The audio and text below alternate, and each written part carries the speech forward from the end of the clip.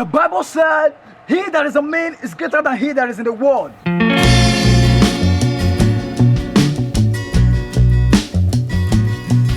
There are forces in this world trying to overpower us. They are looking for us to entangle them tactically. Determined. Entangling them. Make sure. But are you following what I'm trying to say? Hello, please, excuse me. Help me, teacher, please. Take it this way. This is what we are talking about. My daughter, sit down.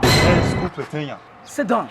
My friend, don't angry me. My daughter, don't you believe in Christ? The kingdom of God suffered violence. My daughter, sit down and hear the word of God. Hey! You want to go and sit with your ancestors? It is not possible.